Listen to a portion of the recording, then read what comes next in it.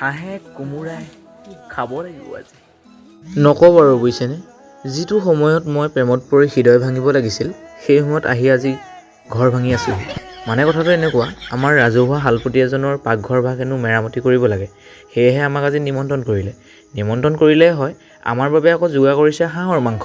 তাকে আমাৰ বুধিন ভাই চাফ চাফাই কৰিবলৈ গৈছে। ঘৰটো আছিল আগতে খেৰৰ, এতিয়া হ'ব টিঙৰ। আজিকালি অৱশ্যে খেৰৰ ঘৰ পাবলৈ নাই, তথাপিও আৰু তাৰ মাজতে দুই এটা আছে। আৰু এইফালে এগৰাকী হৈছে আমাৰ ভুনুচাপৰ মা, হাঁহ পুচাবলৈ পানী গৰম কৰি আছে।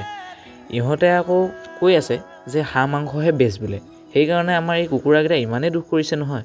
বাৰু এইফালে আমি হাঁহ দুটা চাফ চাফাই কৰোঁ বুলি আহিলোঁ। মই হ'লে চাফ কৰা নাই বাৰু, বুধিনেহে চাফ কৰিছে। और अभी हाँ को कुछ सफाई तफाई करने पड़ेगा, उसका बाद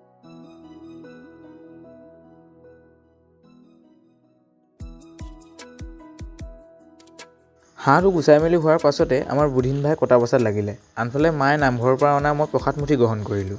তাৰ পাছতে বৰমাই ভাজি দিয়া গোম ধানৰ সোৱাদ ল'লোঁ। অৱশেষত ইফালে সিফালে কৰি লিংলাং কৰি হাঁহ মাংস বাতি ভৰাই আমি গোটেইকেইটাই খোৱাত লাগিলোঁ। তাৰপাছতে মোলৈ মেছৰ পৰা ফোন আহিল, বোলে তোমাৰ পাৰ্চেল এটা আছে।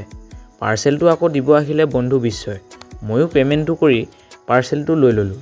যি নহওক, আপোনালোকে চাগে ভাবিছে বোলে কি বা আনিলে, মনতে চাগে খোধুৱাই আছে নহয়নে? বাৰু বেলেগ একো নহয় বাৰু, ক্ৰীম দুটাহে দিছোঁ। ক্ৰীম মানে আপোনালোকে বেলেগ ভাবিব নালাগে দেই, ছেভিং কৰিবলৈহে ক্ৰীম দুটা অৰ্ডাৰ দিছোঁ। মই ধুনীয়া হ'বলৈ নহয়। বাৰু আজিলৈ আপোনালোকৰ মাজৰ পৰা মই বিদায় মাগিছোঁ। ধন্যবাদ। জয় আই অসম। ভালে থাকক, সুখত থাকক।